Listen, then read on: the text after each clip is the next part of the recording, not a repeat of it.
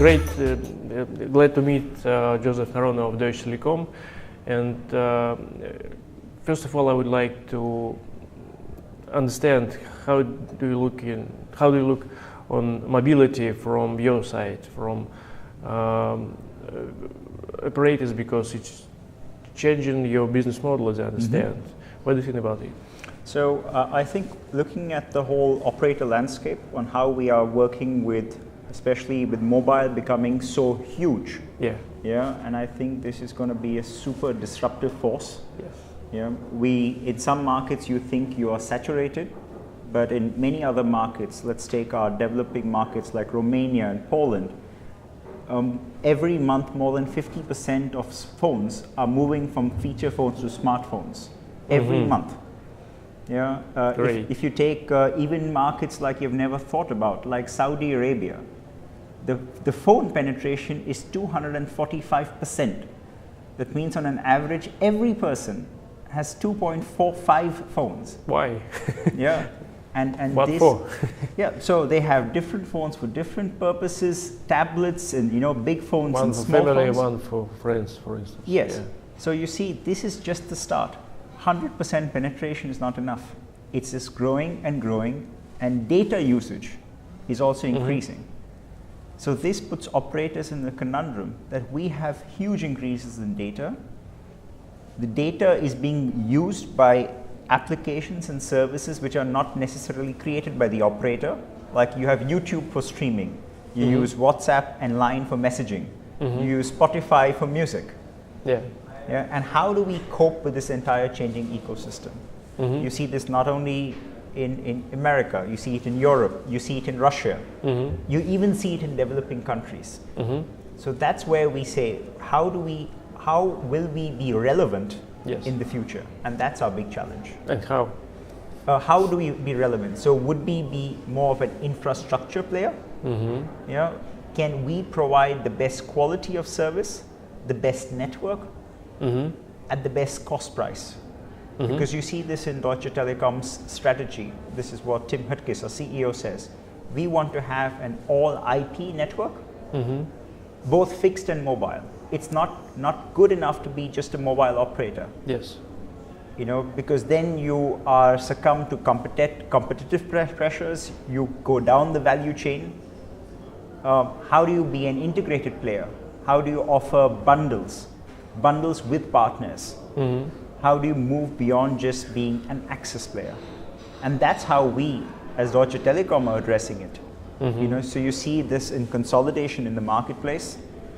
We see this in even challenging existing issues such as net neutrality. To see if regulations can be changed. Because in the end, if you look at an operator, we are still a regional player. We still operate in Europe and have an investment in America. Yeah. But we are competing with the likes of OEMs like Samsung, who are global. Absolutely. Yeah, or OTT players, again, who are global, who don't have a cost structure like us. And what are your competitors right now? Because business models are changing hugely. Absolutely. Yeah, so we have, different competitors. So you have existing competitors like traditional. Extremely different. Yes, so you have telephone companies. Yeah, telecom companies, as you call it. Yeah, the Vodafones, the Telefonicas, and all that. They are competitors in some markets. Yeah, quite tough competitors. Some markets we are above, some markets we are below. But the biggest threat is not the telephone company. Yeah, the biggest threat is the other players in the ecosystem. Like Google, for instance. Google is a potential example. Yeah, in certain markets, it can be something like WhatsApp. If you look at particular markets, let's take Netherlands, or even if you take a totally different market where we're not there, like Korea, the advent of a messaging service like KakaoTalk in Korea corresponded to an immediate decline in SMS usage. And how are you going to win? Yes, so that's the main strategy, what we are talking about to say, where we can't compete with these players. Yes. Yeah, SoundCloud has 250 engineers focused on only music. WhatsApp has all the people focused on one product. Yeah. Saying that we can't compete with them, we will cooperate with them. Yeah. The idea is that we can work together. we can work together, because unlike some markets, for example, like the US, which is a uniform market, Europe is a very fragmented market. Absolutely. Yeah. It's not that easy to enter Europe and conquer Europe, because you have very developed markets, developing markets, very local considerations, language, mentality features, and we understand those markets. So having a one-size-fits-all mentality doesn't work, and you need to have a player, it could be us, perhaps it could be others as well, who have such a footprint, understand the local market to help them succeed. So this gives us the benefit that we provide the infrastructure, we provide the support. Like ecosystem. Yes, and the customer wants the best solution. If the solution comes from us or the solution comes from a third party, it should make a difference. It could be a Spotify powered by Deutsche Telecom. And that's where we go. At the moment, as you may have read in the papers, we are rolling out Evernote in 12 markets. So it's Evernote powered by Deutsche Telekom. So it's their brand, it's their service. We did not try to make a new note-taking service, because we realized we're not the best at it. So the new strategy is about sharing Working everything. with partners, yes. It's cooperate rather than compete. Use that as a way of increasing access. That means people will use more data. Being a differentiator against your competitors, because you provide the partner products that the customers want, which the customer doesn't get with the competitor like a Telefonica or a Vodafone. Yeah, be a strategic differentiation. They say, okay, we can take this person, an OTT player, directly off the net. But if I take it with Deutsche Telekom, I have a benefit. So with Evernote, if you're a DT customer, you get 1 year of Evernote for free, Evernote Premium. If you're not a DT customer, you can download it off the internet, and if you want the premium version, you pay. So there is an additional benefit of coming via us. And what about emerging markets? Is the strategy changing?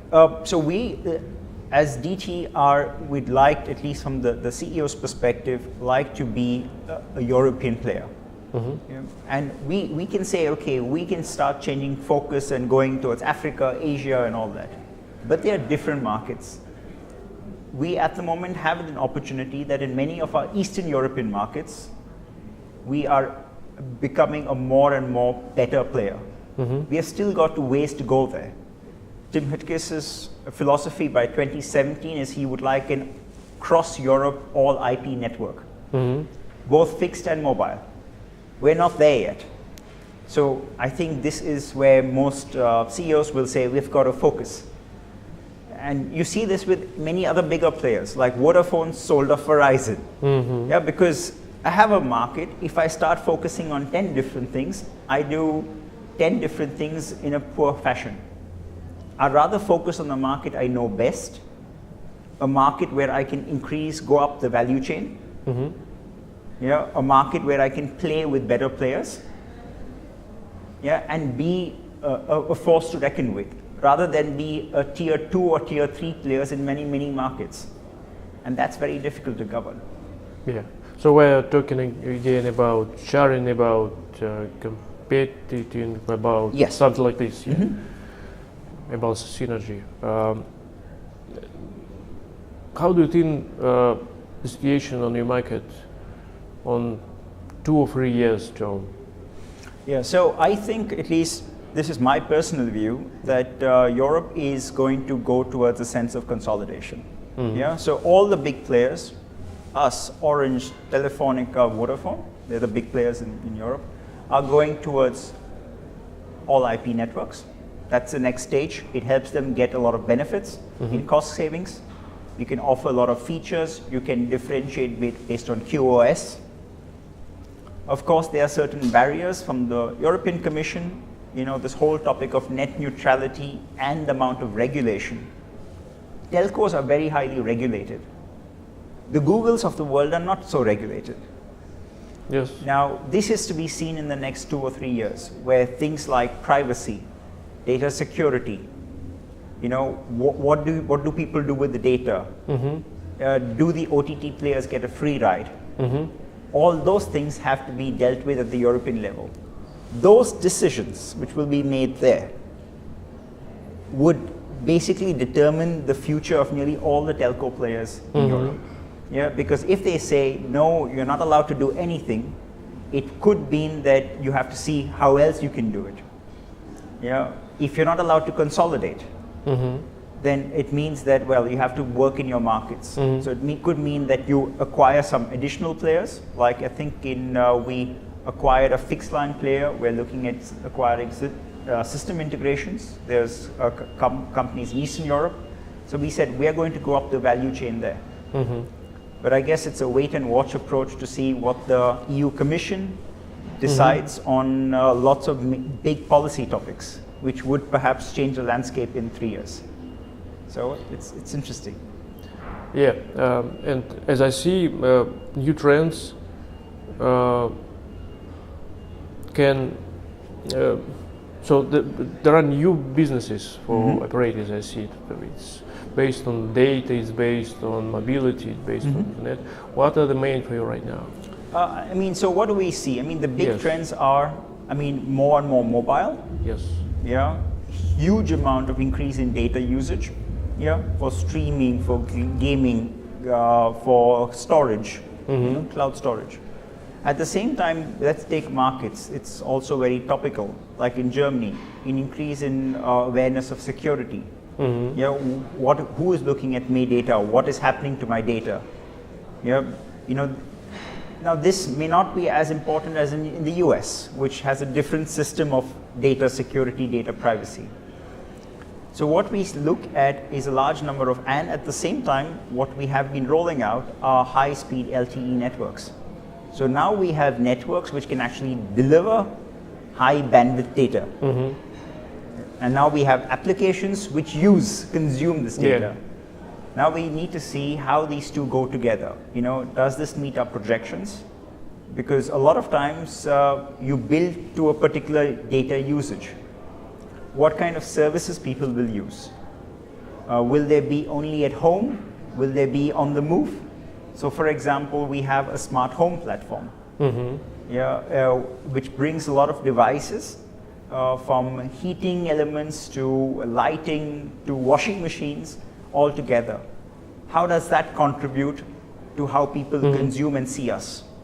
Are we going towards being an infrastructure provider, or are we going to be in 5-6 years a digital lifestyle brand? Who knows? Yeah, so that's where we are going towards. We're looking at home. You know, so we're saying we're like the Amazon, you know, the shop for everything. So can we be, instead of people looking at us, because we provide entertainment. Okay, we provide connected home. We provide devices. We are looking at, in Germany, you have connected cars, like 6 cars can have a Wi-Fi access built in. So we are going into the connected life space. Yeah, where you can have entertainment on demand. It's a new concept, I know, Yeah, and that's I think where we're all headed towards. And I would say but for this you need the network, you need the frequency, you need the regulatory loosening, because that helps create the conducive environment to offer these services. And we don't want to offer it ourselves, but with partners, because partners have the best product. Sounds many great. Times. Good message to end this nice interview. Thank you very much, Joseph. Most welcome. Great, thank you. Have a good day. Absolutely, Dimitri.